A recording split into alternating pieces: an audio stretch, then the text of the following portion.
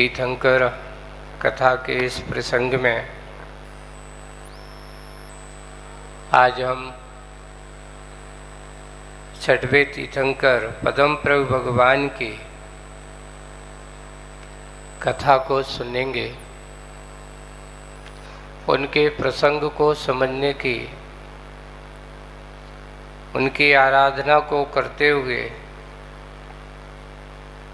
यहाँ उनकी स्तुति करते हुए लिखा है, उसको अपन पहले पढ़ते हैं, फिर आगे की बात करते हैं। यस्यावतारे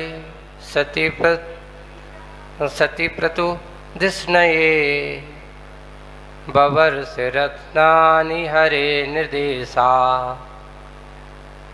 धनादिपा षट् नवमासे पूर्वम पद्म प्रभव तम प्रणमामि साधुम। ऐसे पद्म प्रभु भगवान को बार बार नमस्तु करता हूँ, प्रणमामि साधु, अर्थात अच्छे से सज्जनता के साथ। समीचीन तो साधु का अर्थ समीचीन भी होता है, साधु का अर्थ सज्जन भी होता है। अच्छे साधुम का अर्थ अच्छे समीचीन रूप से, सम्यक प्रकार से मैं उनको नमस्कार करता हूँ। जो कैसे हैं, तो यहाँ अर्थ दिया है यस्यावतारे, जिनके जन्म होने के पूर्व ही हरे निर्देशात, हरे का अर्थ यहाँ पे इंद्र का एक नाम हरे भी कहा जाता है ना, तो उसका नाम हरे, ऐसा। तो हरे निर्देशात, इंद्र की आज्ञा से धनाधिपहा, वह धन का अधिपति कुबेर ने, धन का अधिपति जो है कुबेर है, धनाधिपहा, ऐसे उस धन के अधिपति कुबेर ने पिताधिष्णवे, पिता के प्रांगण में या आंगन में, दो भी है ना, धिष्णवे का अर्थ हो आंगन, कहो उनके प्रांगण में, कहो उनके राजमहल में, कहो सा धिष्णवे षण्णव मासहा, देखो पहले षड और नव दोनों मास, यानी गर्भ के पहले 6 महीने पहले से और पूरा गर्भ का 9 माह तक पूरा, जिसने ऐसे पूरे मिला करके षड नव मासहा, यानी 6 और 9 मास मिलाकर पूरे हो जाएंगे 15 महीने तक, रत्नानि बवर्षहा, रत्नों की वर्षा की थी उनके उस प्रांगण में, आंगन में। तम, उन पद्म प्रभजने को, पद्म प्रभ जनेन्द्र भगवान को साधुम प्रणमामि, यानी साधु प्रणमामि का अर्थ क्या, समीचीन रूप से मैं प्रणाम करता हूँ, या सम्यक प्रकार से प्रणाम करता हूँ, उनको नमस्कार करता हूँ।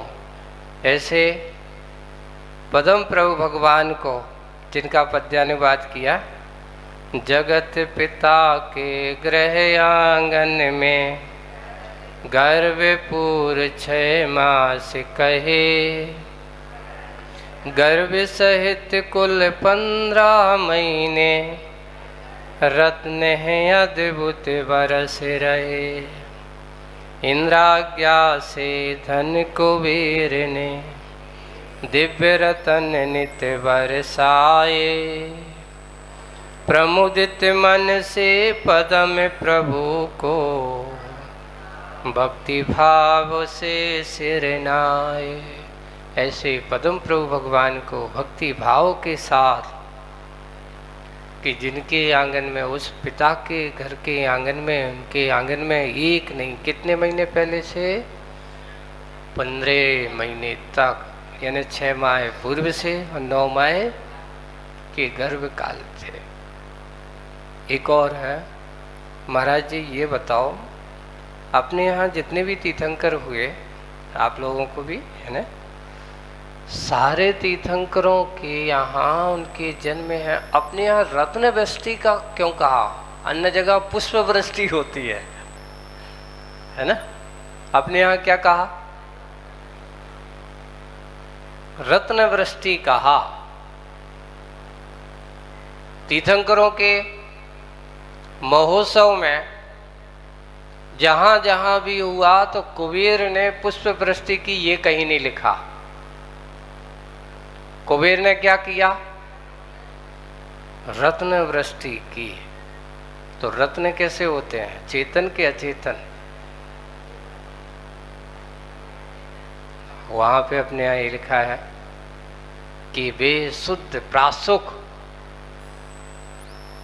रत्न जो हैं ऐसे चमकते हुए, हमेशा जिनके दिव्य मनोहर प्रभा के सामने द्रव्य विभूति के स्वरूप, ऐसे हमारे तीर्थंकर भगवंतों के जब भी कोई कल्याण किया, ऐसे महोत्सव होते हैं, तो इंद्र आज्ञा लेकर के कुबेर ने जाकर के क्या किया? धन वर्षा की। और बड़े बड़े धनपतियों के अंदर भी क्या भाव हुआ? उनको देख करके आप लोग भी जब सौधर्मेंद्र है, एक विचार करना चाहिए। सौधर्मेंद्र अपनी भक्ति को प्रदर्शित करते, उसने अपने खजाने में से, देखो कुबेर तो खजाने का रखवाला होता है, क्या होता है? स्वामी नहीं होता। कुबेर तो उस धन को इंद्र आज्ञा, उन्होंने कहा कि तुम्हारे लिए ऐसा, चलो जो आज्ञा, ऐसे ही है ना। ऐसे ही सही मालिक तो कौन है? इंद्र है ना। वैसे ही आप लोगों भी यहाँ रहता है, घरों में रहते हैं, सब जगह रहते हैं, मालिक तो कोई होता है एक, रक्षा करने वाले होते हैं अनेक। ऐसे ही तो अपने यहाँ एक बात कहिए कि जो मालिक है, जिनके पास जो द्रव्य होता है, ये भी भक्ति का एक सबसे बड़ा योग है। अब महाराज जी रत्न वर्षना करते हुए कैसे भक्ति होगी? वहां तो उसने भगवान की पूजन की नहीं, उसने तो रत्न बरसा दिए। नहीं, ये भी एक पूजन का है कि अपने अच्छे से अच्छे द्रव्य को भगवान के चरणों में, उनके गुणगान, उनकी महिमा में लगा देना, समर्पित कर देना। तो उसके पास जो है स्वर्ग में, उसकी जो पास जो वैभव होता है, उसके पास जो वैभव की संपत्ति हुआ करती है, वही उनके चरणों में समर्पित करते हैं। आज हमारे पास क्या है? मुनि महाराज से पूछा जाए, उनके पास क्या है? भावांजलि। आपके पास क्या है? आप अच्छे भावों के साथ, वे मुनिराज सुबह से उठ करके सबसे पहले अपनी भावांजलि भगवान की स्तुति के रूप में, उनके गुणगान के रूप में, ऐसे आराध्य पुरुषों को स्मरण करते हुए, ध्यान करते हुए गुणगान करते हैं। तो श्रावक, अब देखना, वो स्वर्ग का देवाधिपति देव भी अपने आप को, वैसे श्रावक तो मनुष्य गति में बनते हैं, लेकिन श्रावकवत आचरण अगर कहीं है तो वो भी श्रावकवत आचरण वो देवता भी करते हैं। देखो कुबेर भी सम्यक दृष्टि है, सौधर्मेंद्र भी सम्यक दृष्टि है, दोनों सम्यक दृष्टि हैं। और सम्यक दृष्टि की दृष्टि में हमेशा समीचीन वृत्ति हमेशा समाये होते हैं। इसलिए रत्न वर्षा वहां पूजन पाठ का तो नहीं कहा महाराज जी, वो तो जाकर के रत्न बरसाता है, रत्न वर्षा करके, तो रत्न वर्षा करना भी उसकी एक अपनी पूजन का एक अंग है। अपने आप को समर्पित करना, भावों के साथ करना, अपने आप के द्रव्य को प्रभु चरणों में लगाना, समर्पित करना, ये हमारा विशेष क्या होना चाहिए? महत्वपूर्ण अंग होना चाहिए। कभी भी लिखा गया, नीतिकारों ने लिखा है, 3 जगह कभी खाली हाथ नहीं जाना चाहिए। कहाँ? तो उन्होंने लिखा, सबसे पहले देव के चरणों में जब भी पहली बार जाओ, कभी खाली हाथ नहीं जाना। जब भी हम दर्शन करने जाते हैं, अपने हाथ में अपना द्रव्य लेकर के जाते हैं, मंदिर का द्रव्य नहीं है। अब आज हमारी दशा क्या हो गई है कि वहीं जाएंगे, मंदिर में यहीं गए जल्दी से और जाकर के चढ़ाया, मंदिर में ही वहीं से लिया, वहीं का वहीं चढ़ा दिया। नहीं, अपने घर से बहुत अच्छे से भगवान के चरणों में अच्छे से करो। अगर तुम्हारे पास द्रव्य है तो अच्छे से चढ़ाओ, श्रीफल चढ़ाओ, चांदी के पुष्प चढ़ाओ, सोने के पुष्प चढ़ाओ, है ना।